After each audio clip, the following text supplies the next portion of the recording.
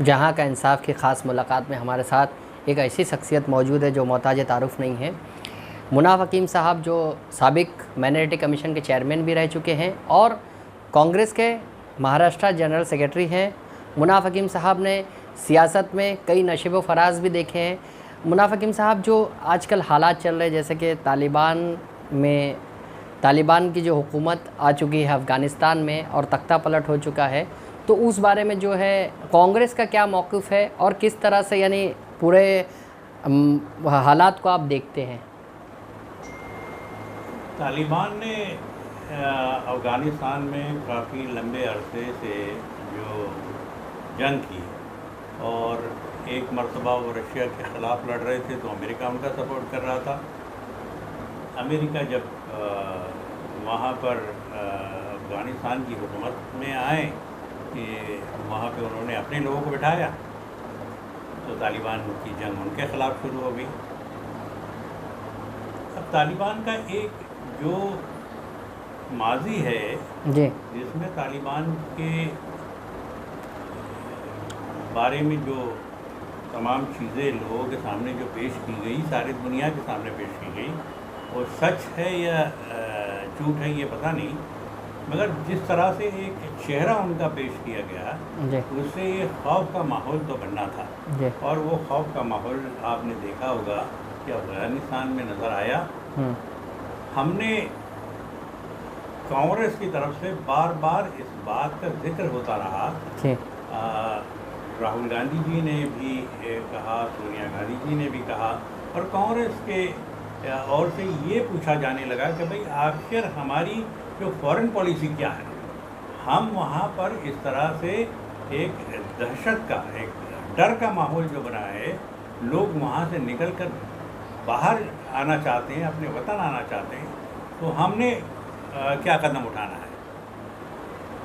ऐसे वक्त में हुकूमत ने कोई भी अपनी तरफ से बयान नहीं दिया और न ही वज़ीर आज़म ने कोई अपनी ओर से कोई बयान दिया।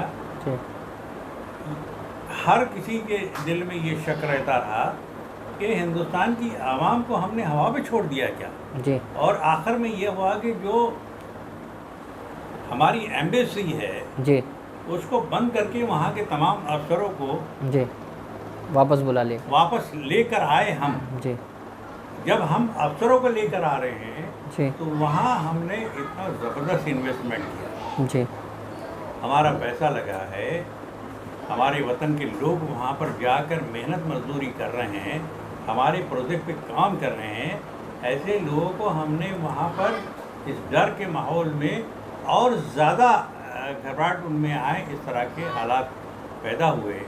तो ये हमारी पॉलिसी रही है। हमने कांग्रेस की तरफ से हमेशा इस बात का जिक्र किया है कि पहले हमको अपने लोगों को, हमारे हिंदुस्तान के शहरियों को पहले लेकर आना चाहिए और वहाँ पर राब्ता लोग किससे रखें। हमारे अगर अफसर होते तो हमारे हिंदुस्तान के लोग वहाँ पर जाते, एम्बेसी से क्या आगे की डेवलपमेंट इसकी मालूमात करते हैं, मगर ऐसा कुछ हुआ नहीं। जहाँ तक कि ये भी कहा जा रहा है कि वाज़े कोई पॉलिसी, आपने बात की, वाज़े कोई पॉलिसी नहीं बनाई गई अब तक, जब तक यानी तमाम देश जो है अब एक दूसरे के मुंह देख रहा है जिस तरह से, यानी अब तक हिंदुस्तान ने ये वाज़े नहीं किया कि तालिबान से हमें रिश्ता रखना है या नहीं रखना है, या उस तरफ जाएंगे या नहीं जाएंगे। हुकूमत को फैसला करना है वो बदकिस्मती से हमारी मीडिया फैसला कर रही है।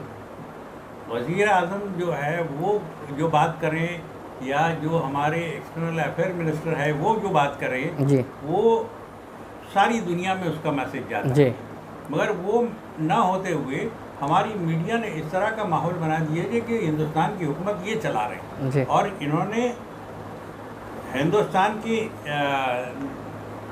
हिंदू और मुसलमानों को बांटने के लिए तालिबान का इस्तेमाल करना शुरू किया और उसकी वजह से ये हुआ कि ये पैगाम सारी दुनिया में गया, जो कि हमारे वतन के लिए वो ठीक नहीं था।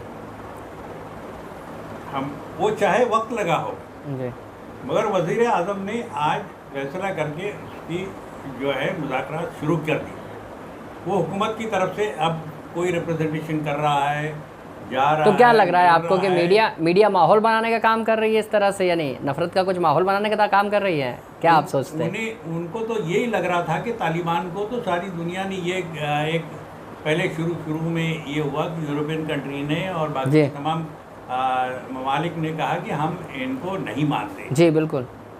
तो अब ये हिंदुस्तान ने नहीं कहा जी, हमारी तरफ से कोई इस तरह का बयान नहीं आया अब तक, मगर मीडिया ने जो है खुद मुख्तार हो बताते हुए इस तरह का माहौल बनाया, वो ख़तरनाक है। अच्छा। और उसकी वजह से आज जब हम ऑन टेबल जब हम बातचीत कर रहे हैं जी, तो ये बातचीत के अंदर दरार पैदा करने का काम मीडिया ने किया। अच्छा। तो अब ये भी कहा जा रहा है कि जैसे कि स्टेट में कांग्रेस, एनसीपी और शिवसेना की मुश्तरका हुकूमत है और महाविकास आघाड़ी जो है बरसरे इक़्तिदार है, ऐसे में कुछ इख्तलाफात की खबरें भी आती रहती है। जैसे कि बीच में ये भी कहा गया था कि कांग्रेस जो है शिवसेना, एनसीपी के साथ मिलकर इलेक्शन लड़ेगी, लेकिन कुछ लीडरान ने उसकी तरदीद की और कहा कि कांग्रेस तनहा इलेक्शन लड़ेगी। तो अब तक आपने क्या फ़ैसला किया है कि क्योंकि कॉरपोरेशन का इलेक्शन अब करीब है और ऐसे में जो है सभी को इंतज़ार है कि कौन सी पार्टी किसके साथ जाती है? देखिए, इसका फ़ैसला तो हमारे प्रेसिडेंट करेंगे जी, और हम आला कमान से बात करके इसके ऊपर कह सकते हैं कि आगे क्या होगा। नहीं, जैसे कि बताया जाता है कि कांग्रेस बहुत सारे मामलात में शिवसेना जो है वो कांग्रेस की चीज़ें बहुत सारे मामलात में नहीं सुनती, एनसीपी की वज़रा कांग्रेस के वज़रा के जो है वो काम नहीं करते, इस तरह की बातें भी सामने आती रहती हैं अक्सर। इस तरह की बातें जो है आम तौर पे खबरों तक ही महदूद रहती है। जी, कांग्रेस पार्टी के, राष्ट्रवादी कांग्रेस पार्टी के और शिवसेना के जो मिनिस्टर हैं वो बहुत लंबे अरसे से इन तमाम ओहदों पे रह चुके हैं। जी, एक संजीदा किस्म के लोगों की एक टीम है जो बैठकर अपने तमाम मामला जो कॉमन मिनिमम प्रोग्राम जो बना है उसको इम्प्लीमेंट करने के लिए वो हुकूमत के ज़रिए उसको आगे बढ़ाते हैं और ये बहुत अच्छे ढंग से चल रहा है। तमाम मिनिस्टर्स मिलकर और चीफ मिनिस्टर के सामने ये तमाम बातें रखकर उसको अच्छे ढंग से चला रहे। कहीं पर भी ऐसा नज़र नहीं आता है कि भाई शिवसेना ने कांग्रेस को साइड ट्रैक कर दिया, राष्ट्रवादी कांग्रेस पार्टी ने साइड ट्रैक कर दिया, क्योंकि राष्ट्रवादी कांग्रेस पार्टी और कांग्रेस ये दोनों इसके पहले भी हुकूमत में रह चुके हैं और शरद पवार साहब के साथ हर इशू पर कांग्रेस के लीडर, राष्ट्रवादी कांग्रेस पार्टी के लीडर अपने अपने लीडरों के साथ बैठकर ये सारी बातें करते रहते हैं। कोई किस्म का मनमुटाव कहीं पर भी नज़र नहीं आता और हर इशू पे एक पॉजिटिव रिजल्ट लेकर आवाम के दरमियान में जाने का काम हुकूमत कर रही है। क्या लगता है सब महाविकास आघाड़ी में सब ठीक ठाक है? जिस तरह से बीजेपी और दूसरी पार्टियां तनकीद कर रही है कि ये लोगों में जो है फ़ैसले लेने की सलाहियत नहीं है, कोरोना के बाद जो हालात पैदा हुए उसमें जो है कब बाज़ार खोलना है कब नहीं खोलना है, किस तरह से पाबंदियां है, जिस तरह से हमने देखा कि बीजेपी और एमएनएस ने खुलकर जो है वो कोरोना उसूलों की धज्जियाँ उड़ाई, लेकिन मामूली दफ़ात में उनके ख़िलाफ़ जो है वो केस रजिस्टर किया गया। अगर यही कोई दूसरी तंजीमें करती या कुछ दूसरे मज़हब के लोग करते तो उन पर संगीन दफ़ात के तहत केस दर्ज किया जाता। तो क्या कहीं ना कहीं नरमी बरती जा रही है ऐसे तत्वों पर? देखिए, ये तमाम जो एक्शन है जी, ये पुलिस महकमे को लेना है। जी, पुलिस का रवैया अगर इस तरह का है तो एक किस्म से ये गलत मैसेज जो है आवाम के दरमियान में जाता है। महाराष्ट्र के चीफ मिनिस्टर ने सख्त लफ्ज़ों में ये कहा है कि ये हुकूमत का कोई प्रोग्राम नहीं है।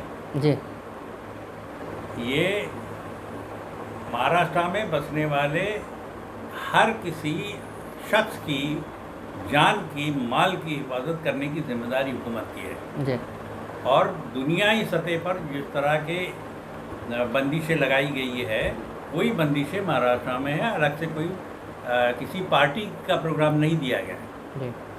आज जब भारतीय जनता पार्टी और उसके तमाम लीडरों के हाथ में, और अभी एक नई पार्टी भी उसमें कूद चुकी है, उठी है जी, उनके भी वजूद मिट चुका है, तो वो अपने वजूद को बनाने के लिए इस तरह के काम कर रही हैं। मंदिरों को खोल दिया जाए, एक इबादत गाहों में भीड़ का होना, ये आने वाले वहाँ पर जो लोग हैं उनको तकलीफ़ देने वाला काम है, लीडरों को तकलीफ़ होने वाली नहीं है।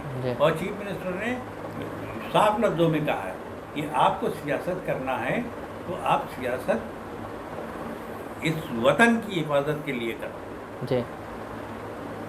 लोगों की जानें लेने के लिए आप इस तरह के अपनी पार्टी का एजेंडा आगे लेके मत चलो।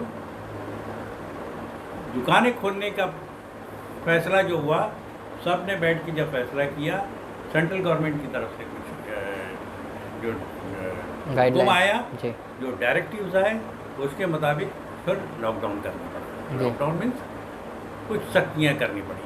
फिर भी जितना महाराष्ट्र में अच्छे ढंग से इसको इम्प्लीमेंट किया, और आने वाली जो लहर है, जो सेकंड लहर में भी हम उतने मुतासिर नहीं हुए जितने कि बाकी और नहीं। तो अभी सुना ही दे रहा है कि सितंबर में तीसरी लहर आने वाली है। तो यही लहर, जो तीसरी लहर का जी, ये पैगाम सेंट्रल गवर्नमेंट ने दिया है जी। वर्ल्ड हेल्थ ऑर्गेनाइजेशन भी ये कह रही है कि भाई एहतियात बरतनी चाहिए जी। तो ये जो लोग कहते हैं कि हम निकल के घंटा बजा देंगे, कोई कहता है कि नहीं ये करो जी, तो आवाम खुद समझ चुकी है, आवाम खुद जानती है कि ये अपने सियासी उल्लू सीधा करने के लिए इस तरह का लोगों को गुमराह करने का काम कर रहे हैं। कहीं पर भी इनके अपने वर्कर छोड़ के जी आवाम रास्ते पे नहीं आई और नहीं आएगी। एहतियातन सबको सोशल डिस्टेंस रखना चाहिए, मास्क का इस्तेमाल करना चाहिए, सैनिटाइज़र का इस्तेमाल करना चाहिए, और अपने से दूसरों को तकलीफ ना हो, इसका ख्याल रखें अगर हम, तो सब ठीक हो जाएगा। यहाँ तक कि पुलिस ने इस मामले में, जो कि दही अंडी का मामला हुआ, इसके पहले प्रोसेशन निकाल के मंदिरों पे जाने वाला काम हुआ, ये सारी चीज़ें जो है उसमें जो पुलिस को एक्शन लेना चाहिए था, वो एक्शन लिया या नहीं लिया, इसके बारे में शिकायतें चीफ मिनिस्टर के पास जारी है, और हो सकता है कि आगे इस पे सख्त रवैया इख्तियार करेगी हुकूमत। मुंबई पुलिस ने बहुत बेहतरीन ढंग से तमाम फेस्टिवल, जितने भी फेस्टिवल गए, उस फेस्टिवल में आवाम को एतमाद में लेते हुए, कहीं पर भी कोई शोबाजी न करते हुए, पुलिस का कहीं पर भी कोई गलत रवैया न दिखाते हुए, मुंबई शहर को कोरोना की इस दोनों लहर में बिल्कुल पार किया। और मैं समझता हूँ कि इसमें इनको क्रेडिट तो जाता है। ये धारावी जैसा इलाका जो सेंसिटिव हुआ था, दुनिया में उसके बारे में चर्चा हो रही थी, वहाँ पर अभी कोरोना साफ हो गया। तो शक्ति हो, मोहब्बत से हो। और जो बॉम्बे की सीपी ने जो अपना काम शुरू किया है, और अपने डिपार्टमेंट पे जो सख्ती की है उन्होंने, कि आवाम के साथ किस तरह से रवैया हो और कैसे पेश आए, ये मेरे जैसा जो वर्कर है, सोशल एक्टिविस्ट होने, कि हम जो सोचते थे कि नहीं, पुलिस को इस तरह से काम करना चाहिए। और माइनॉरिटी कमीशन में as a chairman, as a member, मैं 20 साल काम करते हुए मैंने ये कोशिश की, तो मुझको ऐसे लगता है कि उसको सही ढंग से इम्प्लीमेंट करने का काम मुंबई सीपी ने किया। अच्छा, ये थे मुनाफ हकीम जी जो बता रहे थे कि बम्बई और महाराष्ट्र में गवर्नमेंट के मुतालिक जो गलतफहमियाँ फैलाई गई है और तमाम जो चीज़ें फैलाई जा रही है, उसमें महाविकास आघाड़ी में किसी तरह की कोई गड़बड़ी नहीं है, ना कोई इख्तलाफात हैं, सब ठीक ठाक है। फरहान सिद्दीकी के साथ मोहम्मद जावेद शेख, जहाँ का इंसाफ।